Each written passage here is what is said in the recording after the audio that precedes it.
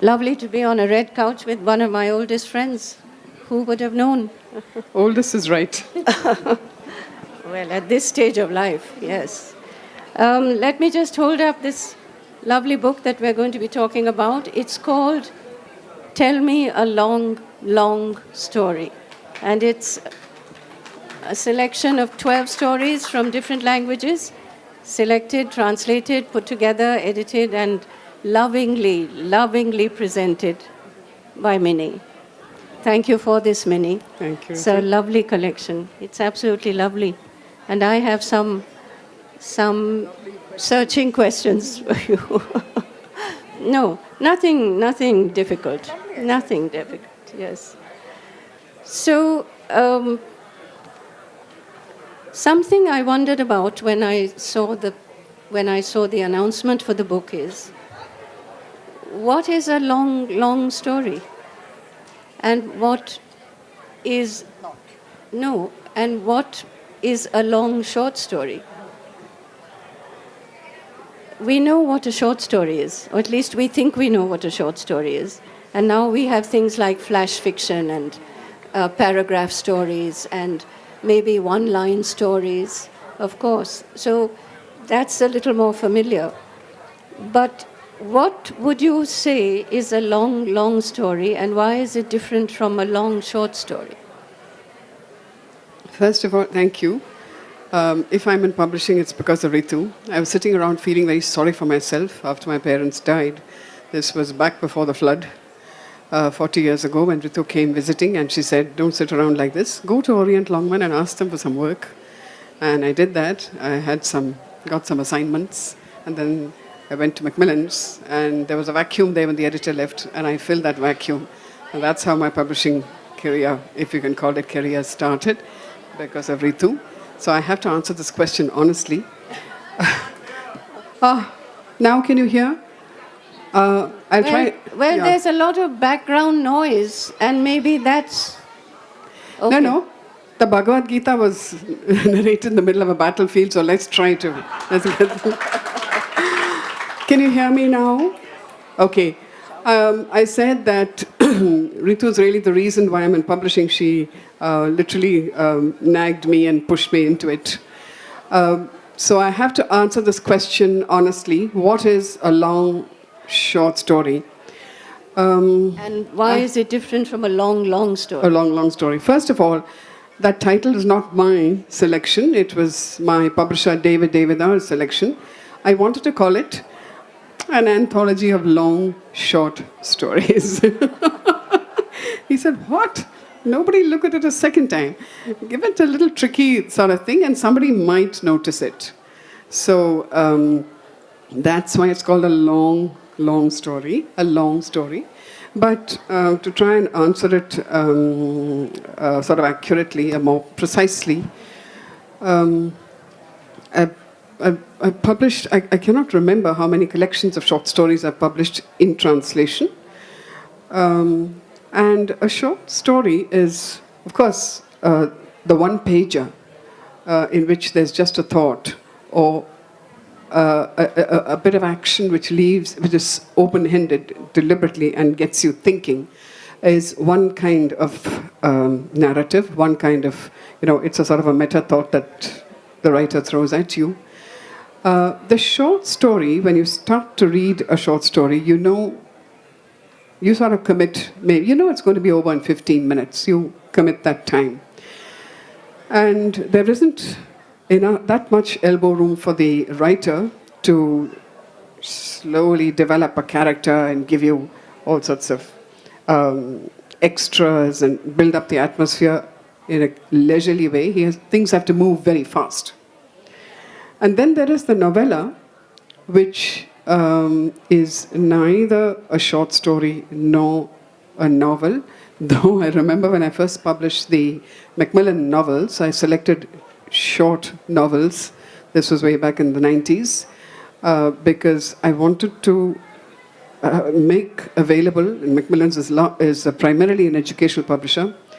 I wanted to make available material and fiction, the easiest thing to teach, available little books which might or could attract academia, because as you know, they're the last people to change. They don't like change. And I was doing my best to introduce the idea of translation in classrooms. And I remember this big, not conference, but it really was a big discussion, which the book review editors arranged in Delhi. And a very powerful academic who's also a literary critic, Professor Trivedi, said, these novels, there's 100 pages, 80 pages. And I sort of shrank, and Geeta Dharmarajan jumped to my defense and said, don't be so unfair. So this has always troubled me, the length of a work in fiction. Maybe a novel, you enter a novel and it's like, someone said about your autobiography, it's like entering your house and you know where all the furniture is and where the door is and when someone's going to come in or might come in. And then there is the novella, where you commit far less time than a novel, but it's 20,000, 24,000 words, 22,000. But then there's the in-betweener. And you see, the novella will reprint because it continues to be fashionable. It's easier to sell. People are sometimes looking for a short read which has all the components of a novel, but doesn't demand that much time. It's become very popular because of that, particularly in the South Indian languages. But then there are the puja specials in our regional languages, national languages, which ask famous writers for a story exclusively for that puja, and they say, give me a long story. I want 6,000 words or 8,000 words. And most of the stories I picked up, really, that is their origin. So that's one part of my answer. Is there something else? Oh, yes. Going on? So then the follow-on to that question then is it a matter of words? No, let me finish. Because in this wonderful collection, which has 12 stories, you have stories that range from 13 pages, which would be maybe 4,000 or 5,000 words, or 6 or 8, okay, to 60 pages, which I mean, there is a wonderful story in English called The King's Harvest, which is the longest story in this long story anthology, which actually I would have thought was a novella. And then there's Nirmal Verma's absolutely astonishing short story, of 13 pages, which is actually a short story. So the question really is it a question of number of words? Or is it a question of what the story is doing? Thank you again. Yes, it was primarily to do with the number of words, because I told myself, I must have a spread. I mean, it's absurd what I'm offering is also absurd, because it's just 11 stories from just 11 Indian languages. The 12th is English. It's nothing, not even scratching the surface if you look at the number of languages we do have. And as any anthologist has struggled, I'm not even going to try and justify the choice of languages. It was primarily to do with length, yes. And I had a lot of difficulty with the English. I first selected something by Susan Vishwanathan, which was about Shankaracharya. Shank, she called it. But then she wrote another version of it and wanted to publish it as a much bigger work. That was 11,000 words. That was my first choice. Then she said, no, there's something else. But then I thought of Ruskin Bond, but then everyone's published Ruskin Bond. And so with the help of my editors, Ainla Ozukam and David, we selected this, partly because it's already a recognized work. It's won a prize, Shreshta's work has won a prize. And actually, it won a prize as a short story. It's announced as a novella. Novella. So we thought we could cram it into this. Also because the whole thing is in English. And though I was against privileging English with such a long story, I also wanted to give a leg up to a work which is not by someone who is very well known, whereas all the other writers are extremely well known in their languages. So that's one of the reasons. Yes, there is a mismatch there in terms of length. I should have preferred a shorter, long story in English, but couldn't arrive at one which met some of the parameters we were looking for. No, when one reads, when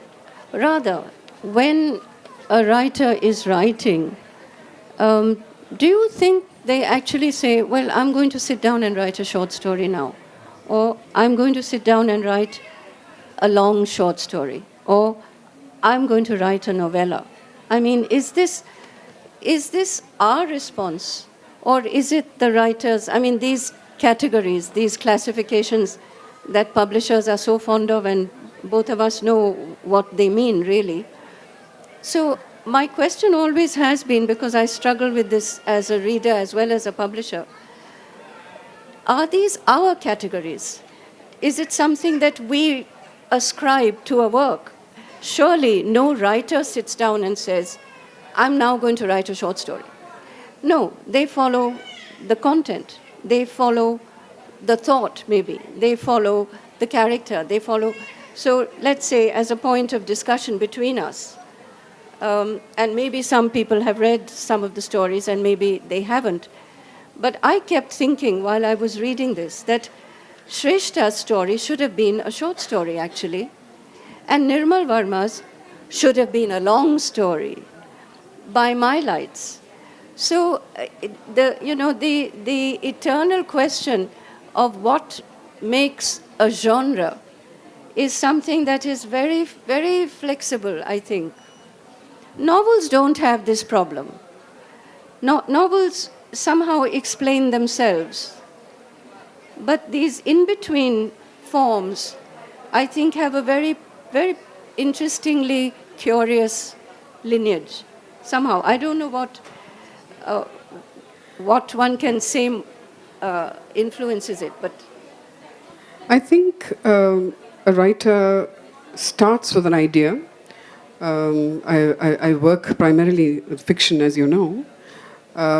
Yes, I think they start with an idea and see where it goes. And it also depends on the age and the experience of the writer, where they would cut short their material and wrap up. Or possibly a magazine may have said, give me a story of such and such length. That too might influence a writer. Since I'm not a writer myself, I can't give you an answer from the insider's point of view.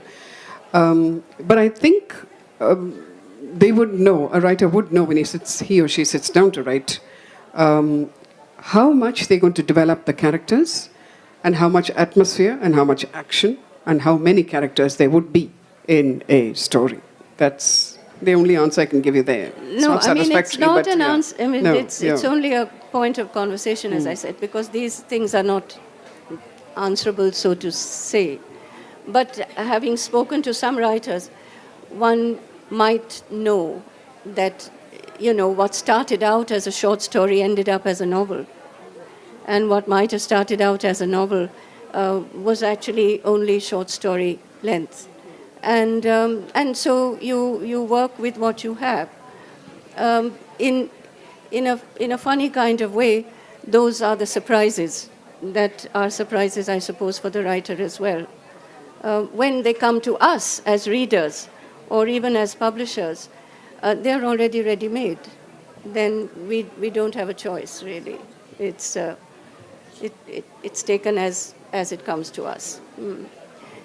In this anthology, though, what particular challenge did you face in the selections? Because many of the writers, not only Shrestha, whom you're giving a leg up, there are others as well who I think are not so familiar to us as readers. Some are, many are not. So what was a particular challenge that you faced in the selection? I tried to select materials, stories, sorry, I shouldn't say materials, but stories that carry themes from different aspects of what Indians would recognize as might be both very, very contemporary,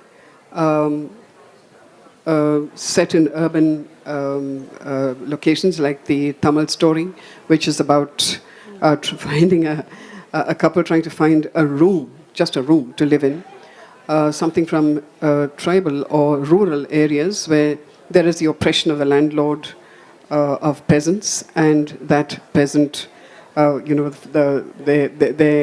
revenge that they finally take or are able to hit back at the class, then the intense attachment between an animal, but for a man, for his goat. This too is peculiarly in Indian. If you look at the, we have, I think, the largest head count of cattle on Earth. Yes. 1/4 of cattle in the world is in India, and most of it in rural areas. So there's that. How easily populations are persuaded to believe that something is divine. That too happens because the goat in that particular, the Marathi story, Jumman, is divinized. And then the extraordinary one from Kashmiri, which is, not a word is said. It's all about a man, I think it's a man. It's a man. Watching over a nest of bulbuls and worrying about them season after season. So different things in different parts of India, which I thought might be recognized by the readers. Did you know them before you selected them, or did they come to you via the translation? No, I used to read. You see, this happened also because 4 or 5 years ago, I was doing a series for Oxford called the Oxford Novellas, because while looking for novels, you do come across novellas, and I thought that was a genre that had not really been published extensively enough in translation. So I did that. I did about 10 books. Looking for material at that time, I came across many long stories, which didn't make the grade. I didn't look for English at that time. I was only looking for material that could be translated. So these stories I kind of pushed away, just put it away. And then I thought, I also noticed that they didn't seem to appear again. It was Shanta Gokhale, that Marathi translator, who told me, look, these stories will never again appear in Marathi. Why was that? Well, it's difficult to put together these long stories, to bring them together into collections, something that the publisher in the regional languages didn't show much interest. It was always about reprinting short stories or novels. Somehow these 6,000, 8,000, 9,000 word valas fell through the cracks. So I used to think about it. And I used to push with Oxford, but the queue is so huge, my own queue of books there, writers and translators. I didn't want to disadvantage the group there that was waiting to be published through Oxford. And they also didn't show much interest, so I thought it's better to go to a trade publisher. Yes, but I mean, when you saw this, when you came upon the story originally, when you were looking, did they come to you via the translations? Yes. Or did you know of them in the original? No. Some of them were not translated. For instance, K.R. Meera's Blue, The Deepest Blue. It was, I knew that Meera, and Meera kept saying, you've done this. I did a novella of hers in 2014-15. She said, Chechi, nobody edits like you. Can you please do some of my work? But I said, what? I can't publish the same writer over and over again. So I just put it aside. Then again she asked about this, and then her translator Devika did the translation. Actually, when I read the Malayalam, I thought it could not be translated. Large passages of it couldn't come through, but it did with Devika's work. So like that, but Mahashweta's Seed was something which Seagull had done before in 2012-13. And I loved that story, and I thought, this is something, I wish I could get into. My first thought always is, I wish I could get this into a classroom. I wish our students, I wish our teachers would look at it, a big discussion about it. Invite at least a translator. Masha was too old at that time, 2012, 13. So these are the things that drove my selections. I can go one by one. Kannada was... What was the challenge? What was the practical problem? To make sure that the translators would permit edits. Actually, the Seagull work, I edited it again, which was the other one which was published earlier. I think 4 or 5 of them.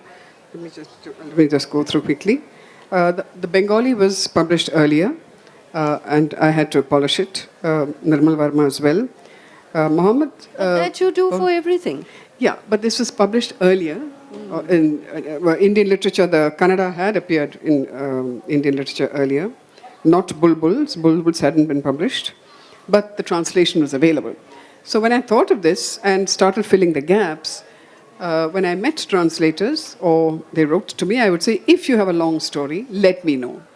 But some of them, then that's when Meera popped up with this. Mahapatra was the same, the Oriya. Sandhu was translated, the Punjabi was translated on the go. It hadn't been translated before, but I was very keen to carry something by this particular translator, Nirupama Dutt, who translates from Urdu, from Hindi, from Punjabi. So she has a marvelous mix of, the vocabulary, those resonances come through. Gopi Krishnan had been translated before 1998. It was in a wonderful collection by Vasanta Surya. And Enoch was the Telugu translation. It's a particularly moving story about a little girl who is so hungry, living at the edge of starvation. She's once knocked down by a truck, and the person who knocks her down feels so guilty. He arranges, the owner and the driver arrange for her to have very good food for about 3 or 4 months. And the description of jam or a biscuit or an egg for a little child who's never tasted these things, it's so moving. And then when she's well, the truck drives by and just waves. Each time, this is a truck that drives by her, the road where her village is, through her village. And then towards the end, she's so hungry, she thinks the only way I can get food again is to be knocked down again.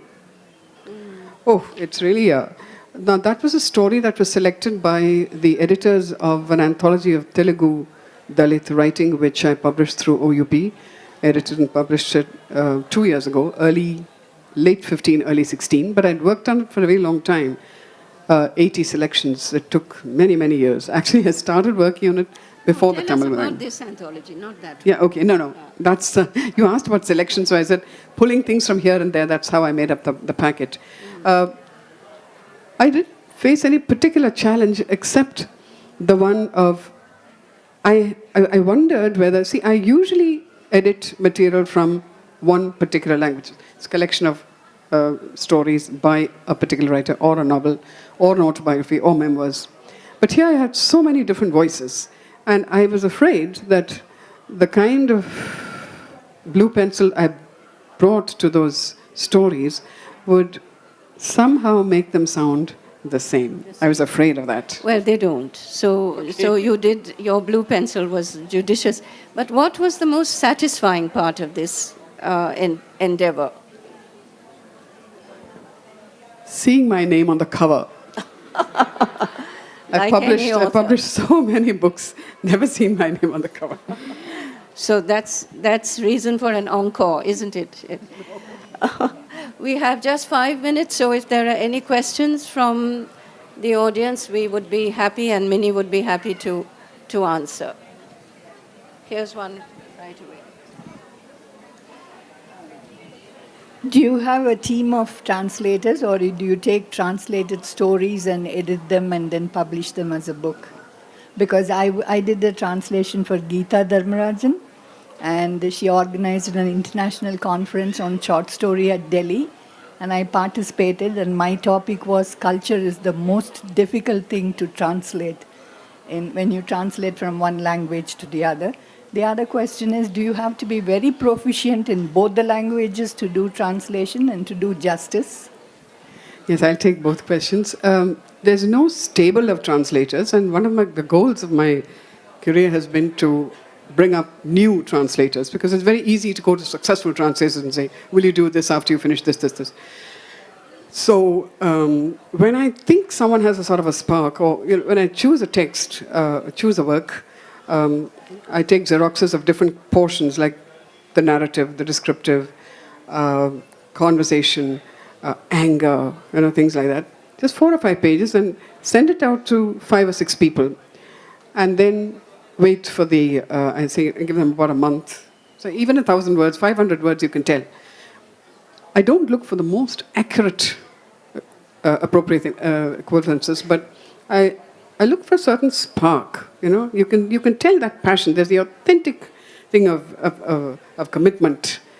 And then it doesn't matter whether that person has translated 3 or 4 times before or never before. So that's, I would say, yes, there are lots of people. I don't have a stable as such. But what I do also is, when I get a fresh translation, and the fresh translator is actually much more enthusiastic than someone who's already done 5 or 6 books, I send it to those translators who have what I would like to call successful translators, or those who made it, those whose names at least on covers are recognizable. And I ask them for their opinion, and then we discuss passages. So that's how I move closer and closer. It's a very slow process. Proficiency in languages, most certainly. But my great fear is that our English is getting smarter, but the grip on the mother tongue is loosening. But I think, collaborative work might cover that gap. You will very rarely get someone whose grip on the original, the mother tongue, and the learned language, English, when the grip is, equally good, and you can see the double force coming through. That's very rare, actually. Sometimes they'll be very, very proficient, yes, but kind of lazy. They might just skip passages, and so you have to keep checking. Resource persons have to be brought in. Any other questions? There's one more, and that would be the last. Speaking of fresh translators, I realize that our universities and colleges are now getting the crux of why translation is important, and they are organizing some diploma, but still we don't have a perfect course, do we? If we do, I don't have the knowledge about it. So my point being is that when we are not giving students enough chance to see. For myself, I did a diploma in translation, but then that was it. I did translate for the university publications, but that was that. Then how do you see the future of fresh translators, or how do you source fresh translators? Yeah. It's not possible to stay in touch with everyone, but now with the internet, there are lots of sites where you can translate and submit.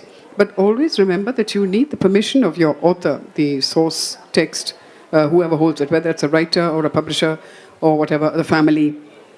The safe thing is to translate material by someone who has material which is out of copyright. And then you can hope to be noticed. I've just started a fresh series with the Frontline, running short stories once a month from different languages. So you should go and bang on the doors of editors, of journals, of e-journals. I mean, there are lots. Yes, there's Muse India. You can just send material, but if it isn't copyright, be careful. Because there's a lot of ignorance about copyright. And somebody might think, oh, here's a translation, I can use it in something, and then that can be a big problem.